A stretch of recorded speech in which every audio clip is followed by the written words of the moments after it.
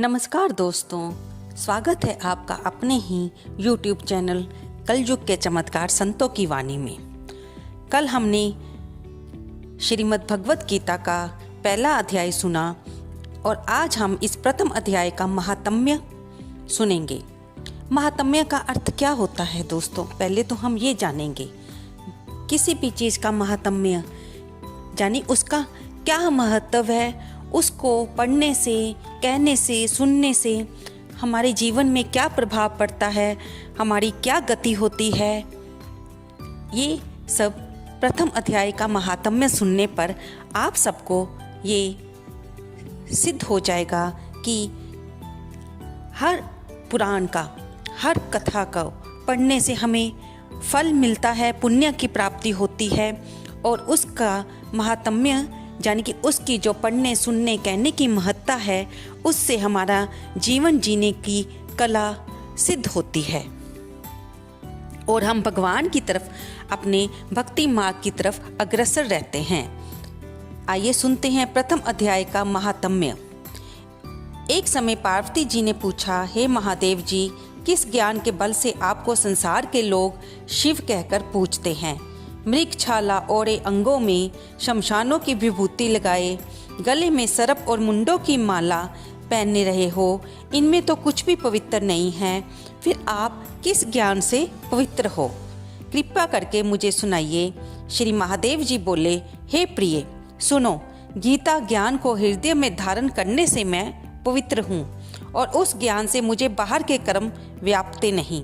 तब पार्वती जी ने कहा, हे भगवान, जिस गीता ज्ञान की आप ऐसी स्तुति करते हैं, उनके श्रवण से क्या कोई कृतार्थ भी हुआ है?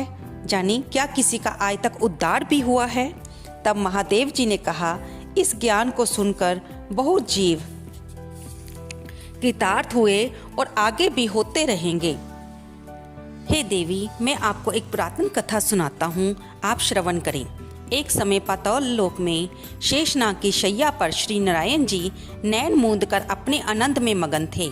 उस समय भगवान के चरण दबाती हुई श्री लक्ष्मी जी ने पूछा, हे प्रभु, निद्रा और आलस्य उन पुरुषों को व्यापता है जो जीव तामसी है, फिर आप तो तीनों गुणों से अतीत हो, आप तो नेत्र मूंद रहे हो, मुझको बड़ा आश्चर्य है। श्री नारायण जी बोले, हे लक्ष्मी, मुझको निद्रा आलस्य नहीं व्यापता। एक शपथ रूप जो भगवत गीता है, उसमें जो ज्ञान है, मैं उसी के आनंद में मगन रहता हूँ।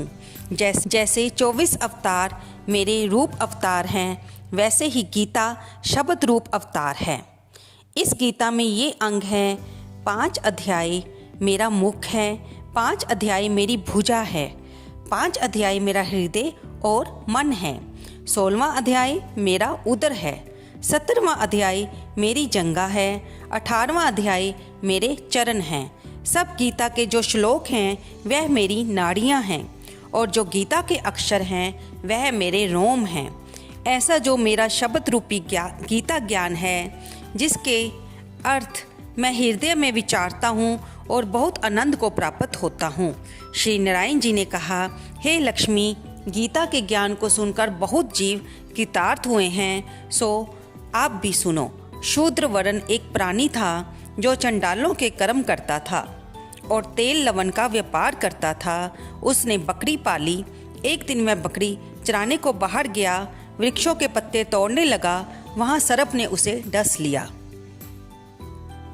तत्काल उसके प्राण निकल गए, मरकर उसने बहुत नरक भोगे। फिर बैल का जन्म पाया। उस बैल को भिक्षुक ने मोल ले लिया।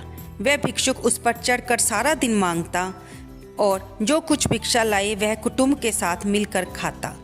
वह बैल सारी रात द्वार पर बंधा रहता और भिक्षुक उसके सामने थोड़ा सा भूसा डाल देता और बाकी उसके खाने पीने की खबर ना लेता। जब दिन चढ़े फिर बैल पर चढ़कर मांगता फिरता। कई दिन गुजरे तो वह बैल भूख का मारा गिर पड़ा और उसके प्राण नहीं छूटे। नगर के लोग देखें और कोई उसे तीर्थ का फल दे, कोई व्रत का फल दे, पर उस बैल के प्राण नहीं छूटे। एक दिन एक गणिका आई। उसने मनुष्यों से पूछा, ये भीड़ कैसी है? तब उसे बैल के बारे में पता चला कि उसके प्राण जाते नहीं। कई लोगों ने उसे अपने पुण्यों का फल दिया है तो भी इसकी मुक्ति नहीं होती। तब गणिका ने कहा कि मैंने जो किया है उसका फल बैल के निमित्त दिया।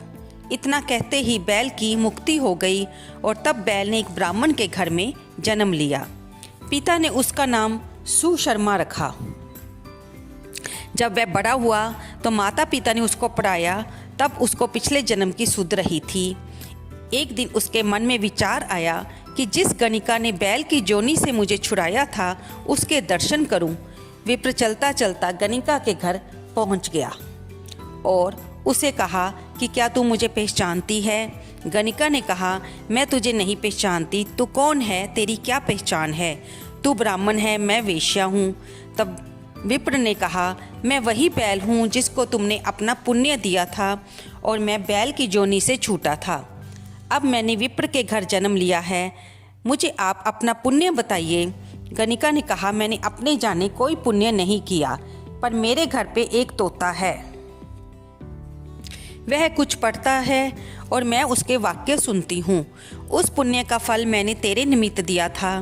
तब विप्र ने तोते से पूछा कि तू सवेरे क्या पढ़ता है? तोते ने कहा, मैं पिछले जन्म में विप्र का पुत्र था।